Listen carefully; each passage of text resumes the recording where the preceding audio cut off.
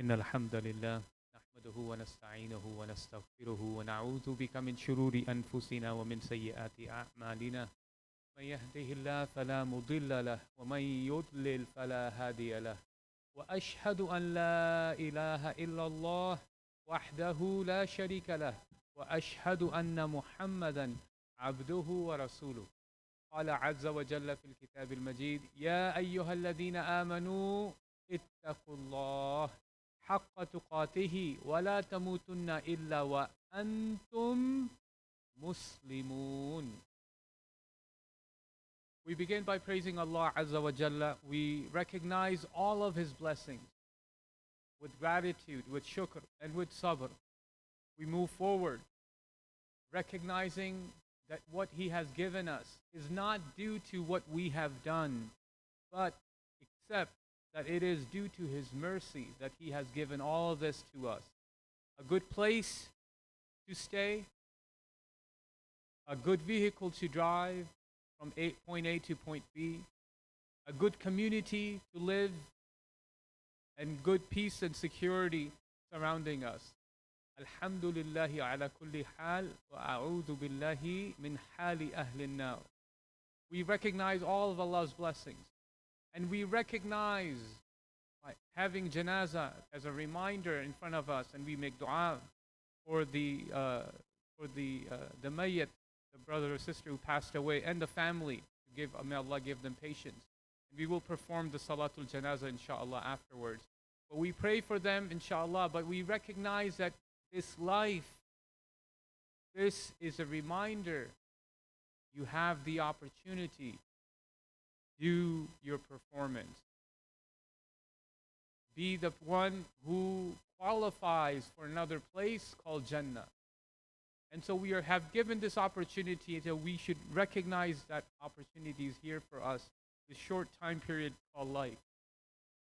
Two things, inshallah, I want to talk about as we talk about opportunities, brothers and sisters.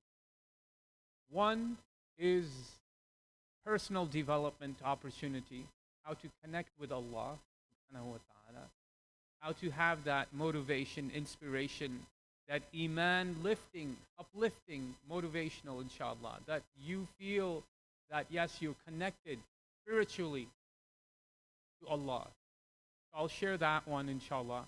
And then the second opportunity inshallah is outside of you, and it's to connect to Allah, to serve Allah through serving humanity, to serve Allah through serving people.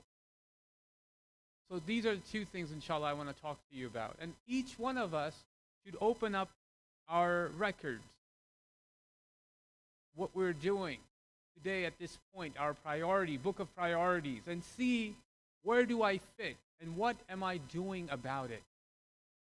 Take an account of yourself before you are taken to an account. So it's a good practice, inshallah, as Jumu'ah, we're focused, we're paying attention, inshallah, we're listening, we're ready to, inshallah, do something. So this is a time where we listen, but then the rest of the week we perform. So I ask you of these two opportunities. So the first one, inshallah, and I would share this one with you. There are two times I've experienced personally a spiritual high where I feel that I am connected. Those two times, and this is given, I could, and at any moment, if I choose, if I decide, I could go into that spiritual mode, that connection with Allah subhanahu wa ta'ala. And I'll share it with you because most people are like, I feel disconnected. I do my salah. I take care of my family, but I'm not, like this religious person. I'll give you these two things I personally experienced. And so the first one is making dua in my own language, with my own self, in the place of sajda, prostration, in that position of sajda, and just asking Allah and recognizing all of my shortcomings. If you want to feel like are you connected or not, just start mentioning to Allah, oh Allah, I can't do this. That's the first step. I'm not that good person. I'm not that strong person. I am not that powerful person. I'm not that individual who's gifted. Start recognizing how weak you are in front of Allah, and He'll give you strength. He'll give you strength. And that goes for the sisters too. Things go wrong, and there are other, peer pressures or social life or pressures from other people. You start recognizing, I don't have that talent. I don't have that capacity. I don't have that strength anymore. And so you recognize that, and you make sajda, you make dua. You make sajda, you make dua. And you'll feel an instant connection to Allah subhanahu wa ta'ala. If you say that, it's like I do my salah. Because a lot of times what we do is we do mechanical salah. Subhana Rabbi Allah, Subhana Rabbi Allah, Subhana Allahu Akbar, Allahu Akbar, Subhana Rabbi Allah, Subhana Allahu Akbar, right? That's our connection. And when that happens, you have to slow down.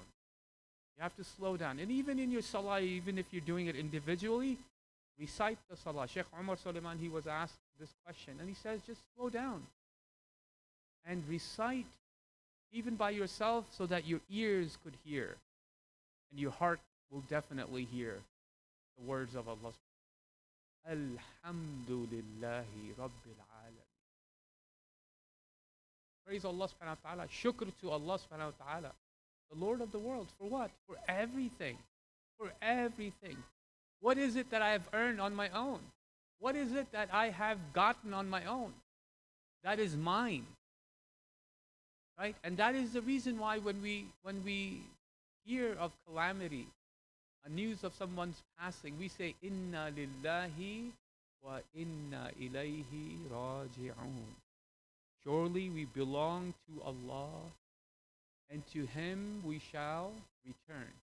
We belong to Allah, meaning I myself, forget about my children, forget about my house, forget about my family, forget about all these community members in the school and the land that I acquired and the business that I have and the tech gadgets that I have and that supercar in my car garage. Forget about all that. I myself belong to Allah. Allah owns me. I have no right to say this is mine. So once you are in that mode, you recognize it. Thank you. You've given me everything. As opposed to, He should have done that for me. Right? Is this fair? Once you get into that mode, that's shaitan driving it. Is that fair? Where do you go with that question? Seriously. A lot of young people say, is this fair? And then you give them this life is not fair lecture. Let me talk to you about it, right? So that's why it's all imtihan. It's all a test. So the first thing that I wanted to mention, this is how I feel close to Allah, and that is making sajda and making dua. The second one, and this requires a little bit of an understanding on your part. The second is when I recite the Quran, the book of Allah. I'm saying it myself because I experienced it. I don't know about the experiences of other people, but I personally experienced it. And I believe that it is universal. And that is it's just a human nature. When I recite the book of Allah out loud, in a melodious voice, or to the best of my ability, that is an instant connection that I have with Subhanahu wa Ta'ala, a spiritual high. And you could feel it too. And what I wanted to teach a little bit, I used to be a Quran teacher, tajweed teacher. And I'm not going to talk about tajweed, but I'm going to talk about melody in your voice when you recite the Quran. Reciting it beautifully, you could say it, right? لَيْسَ مِنَّا مَنْ لَمْ يَتَغَنَّ بِالْقُرْآنِ. That is the hadith of the Prophet ﷺ, that this individual does not belong to the community of Muslims if he or she does not recite Quran in a melodious way, in a beautiful way. You have to beautify the Quran with your voices. Angels listen to it. Allah subhanahu wa ta'ala listens to your recitation. What I do want to mention, and I've seen this big misconception, I don't have a good voice, that type of thing, right? Or I can't recite Quran, I'm not an Arab. Or I've never learned Quran. You could still recite Quran beautifully, the 4 surahs or 2 surahs that you know. Still. How to do it, and I'll just be very general overview of this. This was a class that I taught. but I'm going to give you a general overview. There are three types of voices, if I want to, generalize. People have deep voices, naturally. People have soft voices, natural. And people have high-pitched voices. Okay? Just remember these three. Deep, maybe middle, like soft, and high-pitched, right? Most women obviously don't have deeper voices. They have either high-pitched or soft voices. Most older people have either deeper voices or softer voices. They don't have high-pitched voices, right? So, those are the three types of voices.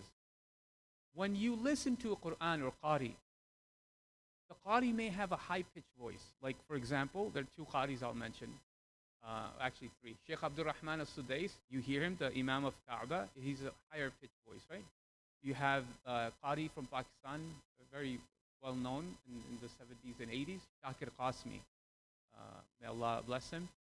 High-pitched voice. You have another Qari, Sheikh Ahmad al-Ajami, right? High-pitched voice. They listen to him, beautiful voices. Then they try to copy him and they say, oh, this is just too much. I can't recite Quran beautifully. Because your voice may not be that high. Naturally, you're not given the high-pitched voice. Maybe you have a soft voice. You have to adapt to a Qari, listen to a Qari who has that similar tone, similar voice, that is yours. And if you do that, your recitation of the Quran will improve tremendously. I've seen people do that. And there's some people obviously have deep voice. They say, okay, I can't recite like beautifully like, our Imam Sheikh Noor, who was reciting in the Ramadan time, right? Or Sheikh Sa'ad al-Ghamdi, right? He has a beautiful voice, soft voice.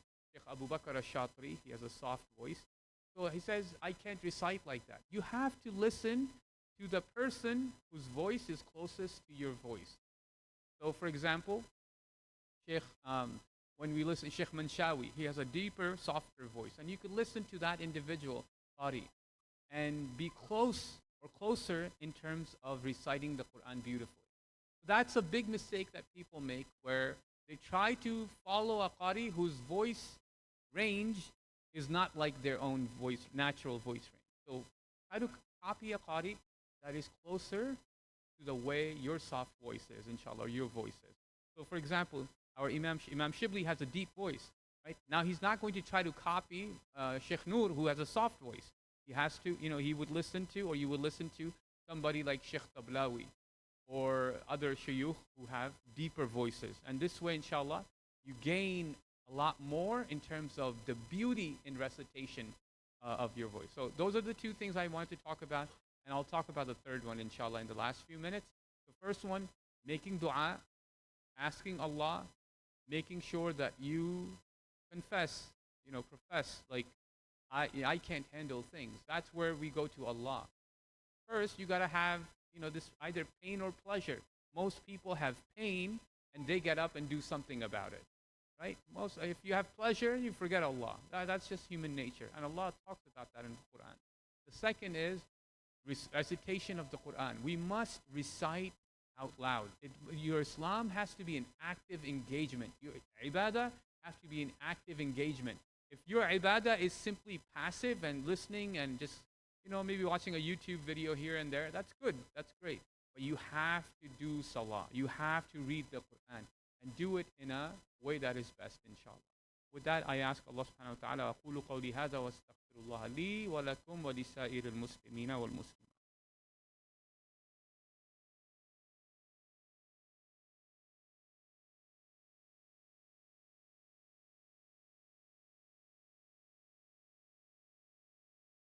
Bismillah, salatu wassalamu ala rasulillah, walhamdulillah. The last thing I want to mention is we have to be, and I really see it because we're very privileged. We talk about like this whole Wall Street thing happened like during President Obama's, presidency, where people wanted to, go after the 1%.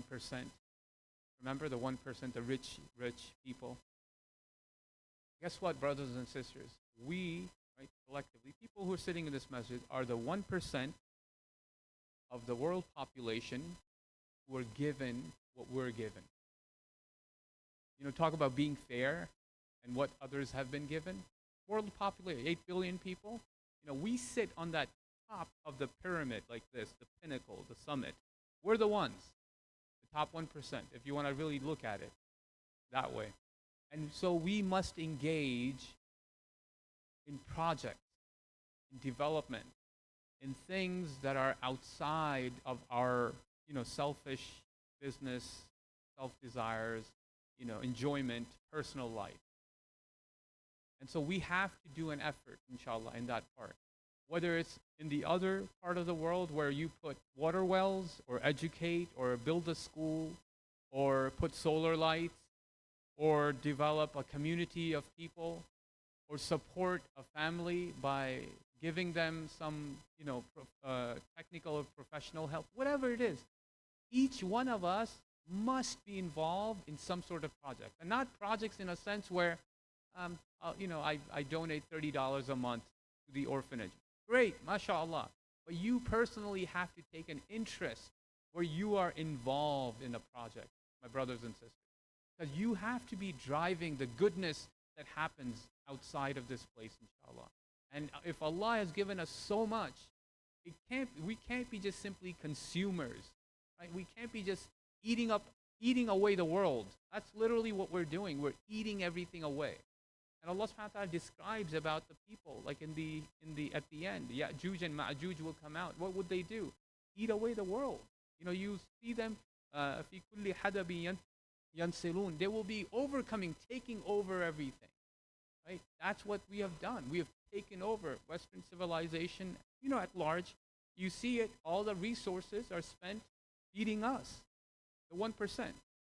So we have to give back, inshallah. So I ask you, this is a question, if you're not already involved, I know there are a lot of, mashallah, great people in this community, and that's what gives me hope. Great community. That's why I'm here, because of what I see. The people who built the school, the people who built this masjid, the people who have done, with the loan services, right? The banking and all that stuff. So let's, inshallah, be serious about it. Start asking, how am I connecting with Allah, number one? And number two, how am I connecting with the people? And how am I serving them? Because the servant is a servant of Allah subhanahu wa ta'ala. And we take pride in that fact. With that, inshallah, let's make dua. ربنا آتنا في الدنيا حسنة وفي الآخرة حسنة وقنا عذاب النار اللهم اغفر المسلمين والمسلمات الأحياء منهم والأموات اللهم اغفر لهم وارحمهم برحمتك يا أرحم الراحمين ربنا ظلمنا أنفسنا وإن لم تغفر لنا وترحمنا لنكونن من الخاسرين اللهم أعنا على ذكرك وشكرك وحسن عبادتك. Ya Allah, we can't do anything by ourselves. All the good or the evil, we can't protect ourselves. So we say, La hawla wa la quwwata illa billah. Ya Allah, there is no power, no might, no ability to protect ourselves from evil or to do any good except that you allow us, inshallah, and you include your rahmah with us, inshallah, and permission. برحمتك يا أرحم الراحمين وصلى اللهم صل على سيدنا محمد وعلى آله وصحبه أجمعين وأقيموا الصلاة.